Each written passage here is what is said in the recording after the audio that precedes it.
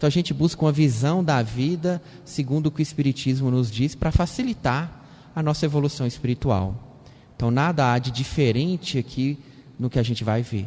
Simplesmente instrumentos que o Espiritismo busca nos dar para que a gente possa evoluir de uma forma mais tranquila e mais, principalmente, consciente do que seja mais fácil, do que seja melhor para a nossa caminhada. Como alguns sabem, mas nem todos, meu nome é Carlos e a gente sempre, ou quase sempre, se encontra aqui aos sábados.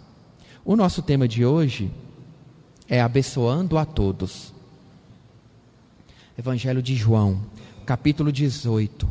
Jesus é preso. Depois de fazer esta oração, Jesus saiu com os discípulos e foi para o outro lado do riacho de Cedron. Havia ali um jardim, onde Jesus entrou com eles. Judas, o traidor, também conhecia aquele lugar, porque Jesus tinha se reunido muitas vezes ali com os discípulos.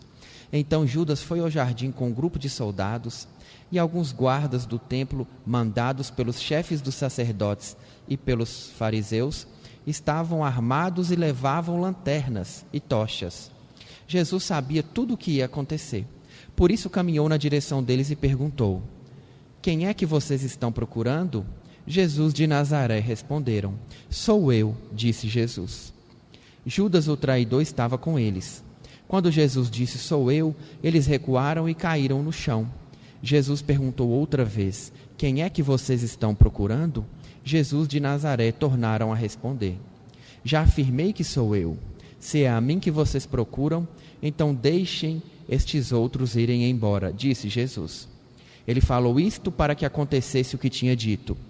Meu Pai, de todos aqueles que me deste, nenhum se perdeu.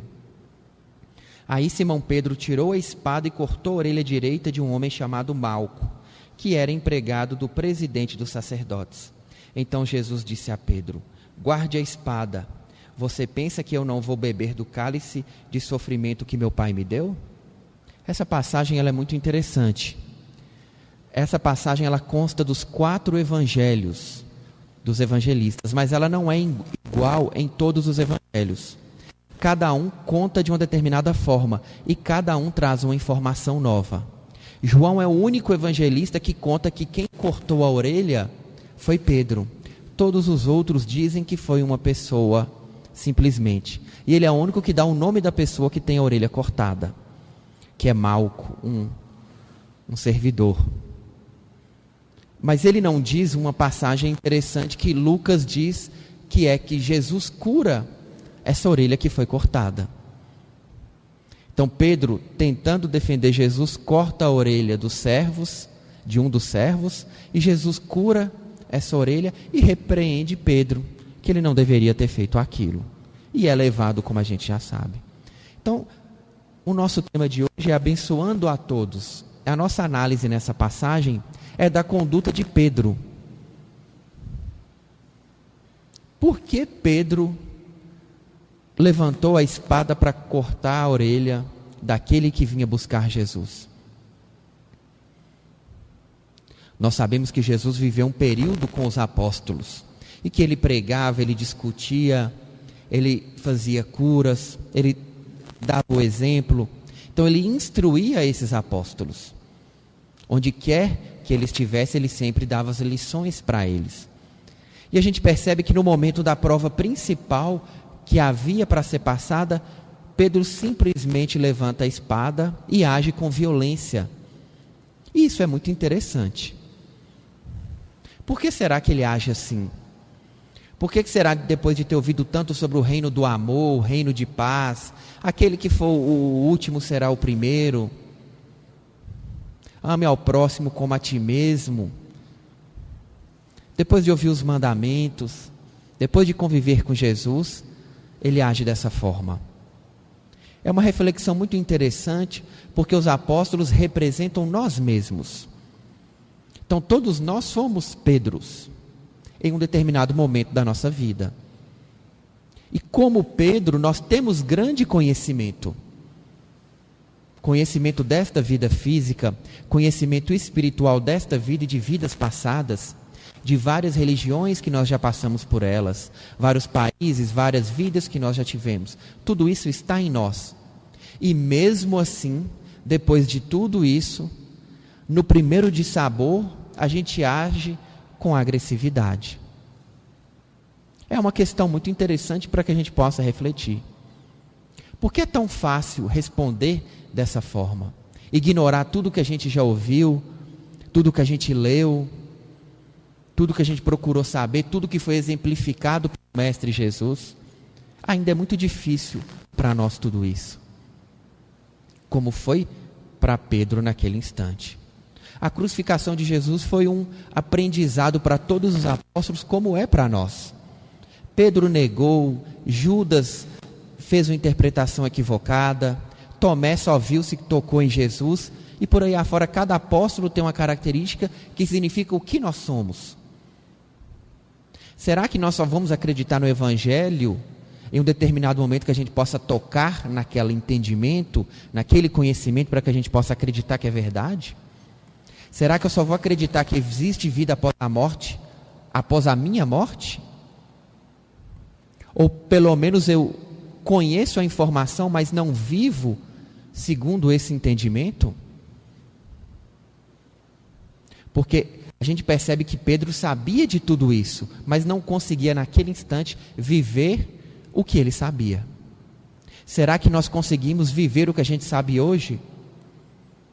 Temos plena consciência que não sabemos muito. A gente lê um livro aqui, um livro ali, tem as nossas próprias reflexões, discute com um amigo, com um colega, assiste uma palestra, mas é muito pouco frente ao conhecimento da espiritualidade. Mas será que esse pouco que a gente já sabe mudou algo em nós? Porque senão não está valendo.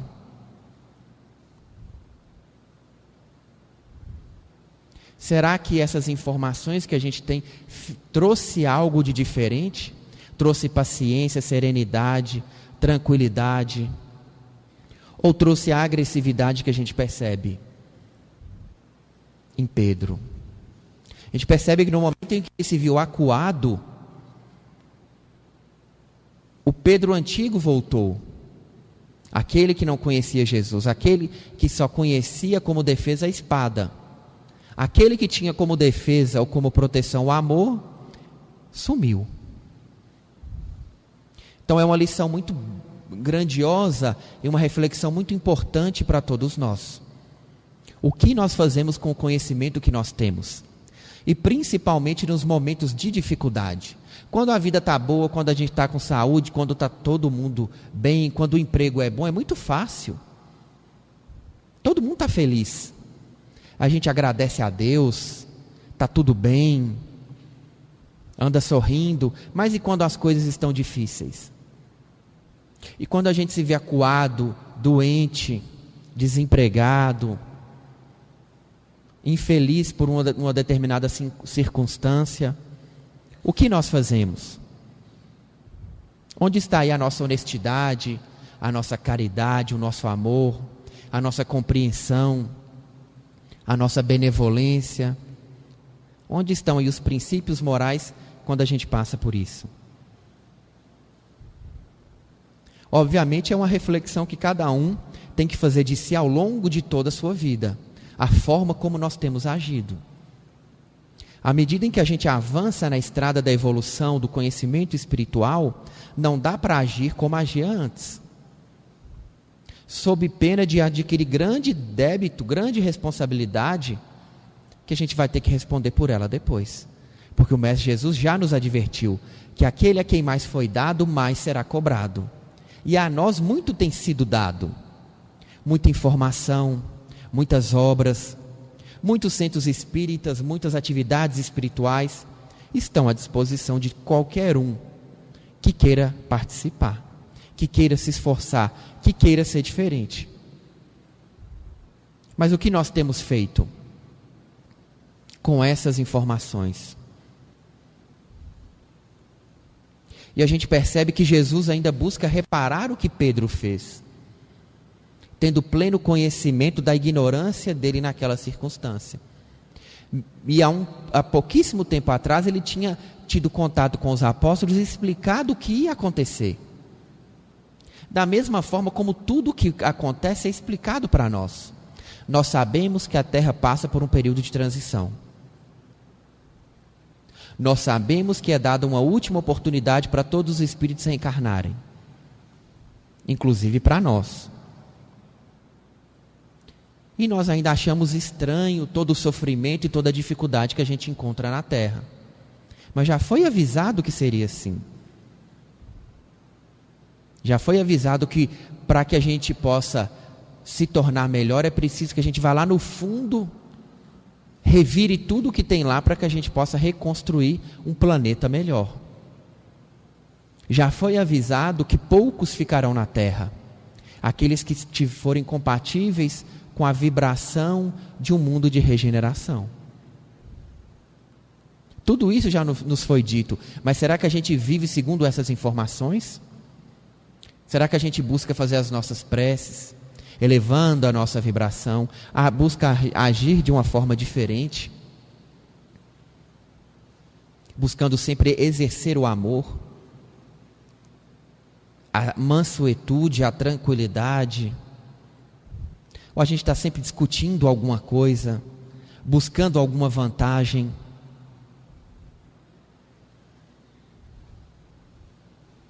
Algum benefício físico, alguma vantagem física, mesmo sabendo que é a última oportunidade que nós temos? Isso é muito sério para todos nós, porque muitos avisos já foram dados. E hoje é tudo muito fácil de se obter informação, de se obter um local para uma atividade espírita, de se obter um livro, de se obter uma palestra. Então, nenhum de nós pode alegar ignorância, para que tudo possa correr da forma mais tranquila possível. Então, nenhum de nós tem essa chance de alegar ignorância. Como Pedro também não teve. E o Mestre Jesus veio ao auxílio de Pedro, curando, como Ele também faz conosco, nos auxiliando sempre a curar aqueles que nós fizemos mal. Quando nós participamos de uma atividade espiritual, quando nós frequentamos um determinado local, nós nos tornamos amigos dos mentores daquele local. Então nós fazemos parte de um grupo. Nós ajudamos e somos ajudados por aquele grupo. E nós temos a chance de ajudar aqueles que nós fizemos mal em outras vidas. E assim nós vamos evoluindo e diminuindo o sofrimento que nós mesmos causamos. Mas quando a gente se vê perdido, um dia vai num local, outro dia vai em outro local, depois passa um tempo despreocupado do assunto. Vejam, nós não temos um compromisso, nós não participamos de um grupo. A nossa possibilidade de auxílio é muito inferior. O nosso crescimento espiritual é muito abaixo daquele do que poderia ter sido. Então, como Pedro foi, nós somos muito afoitos. Nós não prestamos atenção no que está acontecendo ao nosso redor. E deixamos que a agressividade, que a falta de ponderação, tome conta de nós. Então, Pedro, na verdade, ele nos representa nesta passagem. Porque se o nosso crescimento ele é constante, a análise deve ser constante, para que a gente não pratique atos que não condiz mais com a nossa evolução, com o nosso crescimento espiritual. Então nós buscamos o quê? A seriedade, a serenidade, a tranquilidade, uma reflexão mais despreocupada, para que a gente não seja pego tão de surpresa assim. E o que é serenidade? Miramês, no livro Horizontes da Vida, traz para nós uma ideia do que seja serenidade. É o fruto da harmonia interna, que corresponde a um conjunto de valores dos sentimentos, de modo que o sublime é filho do esforço individual, depois da grande operação de Deus em nós. Vou ler de novo.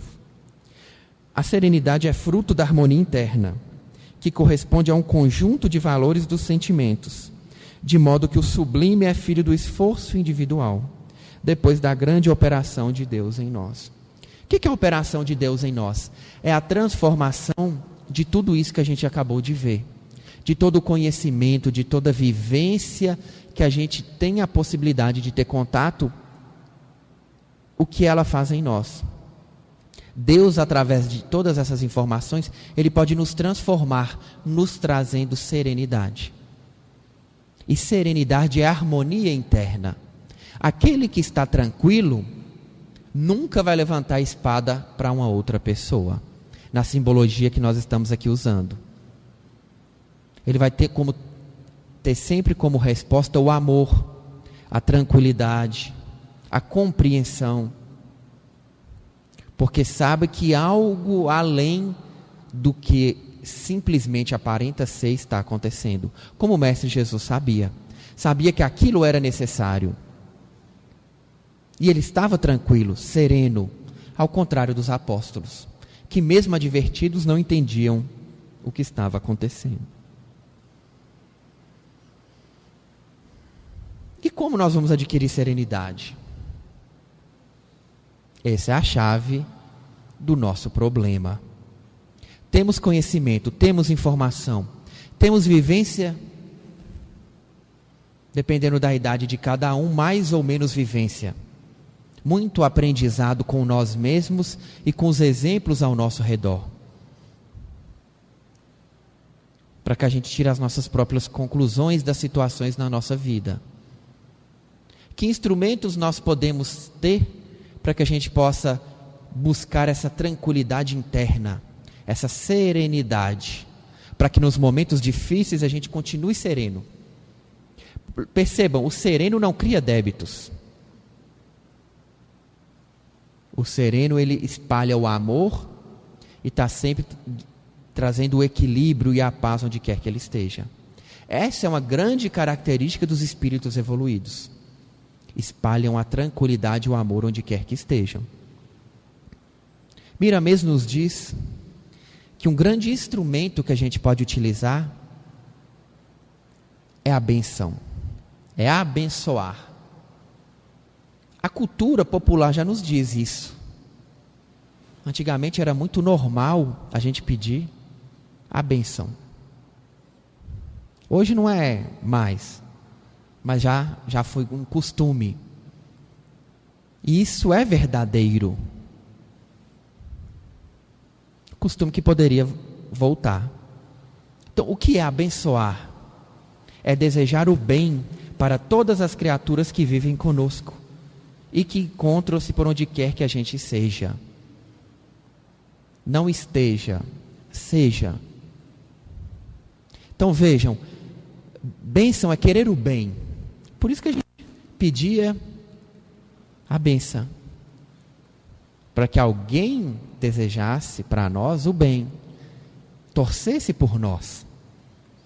Praticamente uma prece em nosso favor, quando feito com sinceridade.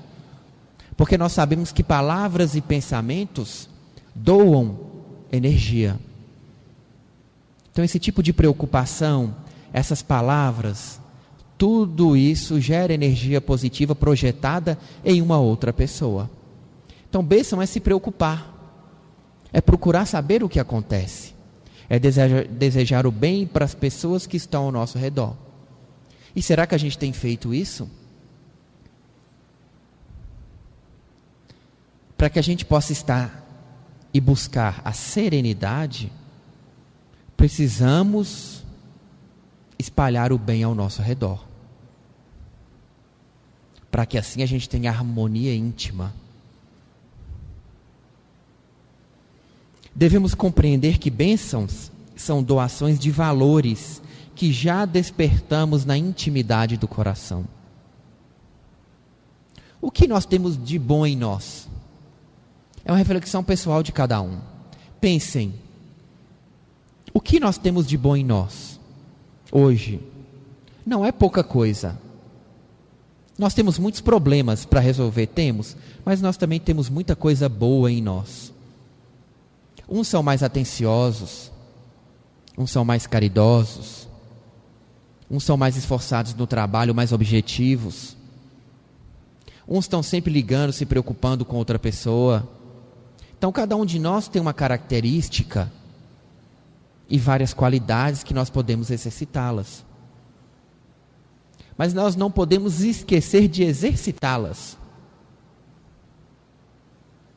Às vezes somos uma pessoa atenciosa, mas queremos o bem das pessoas ao nosso redor, mas andamos sem prestar atenção no que está acontecendo e perdemos a chance de praticar o bem. É o que o Evangelho nos diz.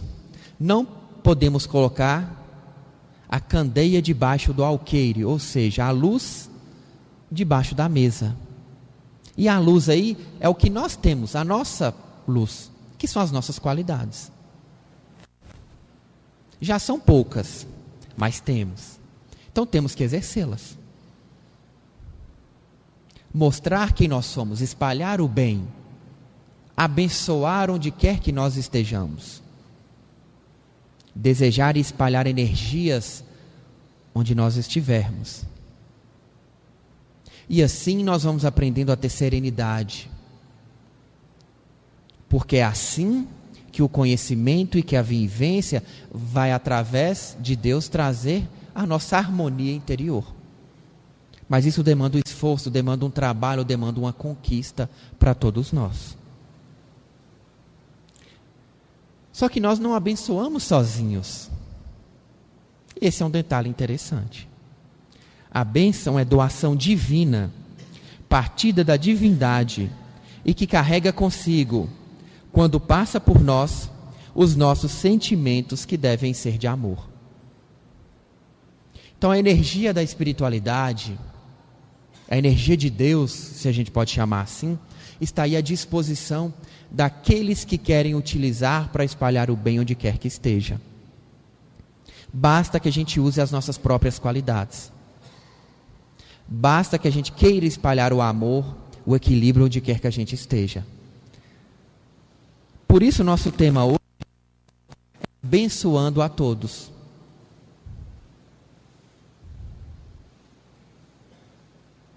Porque abençoando a todos nós vamos espalhar energias, o equilíbrio, e vamos exercitar as nossas qualidades. Fortalecer as nossas qualidades. E procurar aí, lento e gradualmente, transformar as nossas dificuldades em qualidades. Mas precisamos trabalhar com elas. Assim como nós trabalhamos no físico. Nós entramos numa faculdade e vamos lentamente aprendendo. Nós começamos um ofício e vamos lentamente aprendendo. Então tudo exige o esforço contínuo de cada um de nós e a nossa atenção nesse processo. Nós não podemos nos esquecer e perder o foco no exercício das nossas qualidades. E isso é exigido de nós. Esse é o objetivo da nossa encarnação. Fortalecimento nas qualidades e, da mesma forma, fortalecimento através da diminuição das nossas fraquezas. Algumas são mais fáceis, algumas são mais difíceis, mas a gente tem que estar sempre atento ao que se passa. A nossa evolução não é feita separadamente. A nossa evolução é feita dentro do conjunto em qual nós estamos. Nós já vimos aí em outras oportunidades que nós nascemos na cidade, no local, estamos no emprego, na família, que corresponde à necessidade da nossa evolução. Então o conjunto é sim muito importante. E por isso a forma como a gente trata o conjunto é que vai dizer ou não se estamos avançando. E é o conjunto que nos ajuda a seguir em frente, que nos ajuda a evoluir. E assim nós vamos nos fortalecendo. Então nós podemos a cada instante transformar defeitos em qualidades. Podemos, por exemplo, transformar a inveja em força de vontade para buscar o que nós desejamos. Podemos transformar o orgulho em força de vontade para seguir em frente. Podemos transformar a preguiça em cautela. Não fazemos tão rápido, mas não porque somos preguiçosos, mas porque temos uma cautela necessária. E assim nós vamos transformando aquilo que não é muito bom em nós em algo que engrandeça a nossa evolução espiritual. E esse esforço ele precisa ser constante. Mas para isso a gente tem que pensar quem nós somos, o que fazemos, por que estamos aqui. E assim nós compreendemos também o nosso sofrimento, as nossas alegrias, por que ficamos doentes, por que estamos saudáveis, por que lucramos, por que tomamos prejuízo. Tudo isso está relacionado a quem nós somos, o momento espiritual que nós estamos, o que nós fazemos da nossa vida naquele instante. Então, se estamos felizes, é um ponto para reflexão. Se estamos com dificuldade, é um ponto para reflexão. Se a vida parece triste, sem sentido, é um ponto para reflexão. Se a nossa vida está fantástica, maravilhosa, nunca esteve tão bem, é um ponto para reflexão, para que a gente siga nesse caminho que nós estamos. Então, tudo isso depende da nossa própria análise. E para que a gente possa bem analisar, precisamos de conhecimento e de prática, de referência, para que a gente possa sim fazer o nosso juízo de valor. E as nossas melhores referências estão aqui no Evangelho. Os apóstolos, o Mestre Jesus.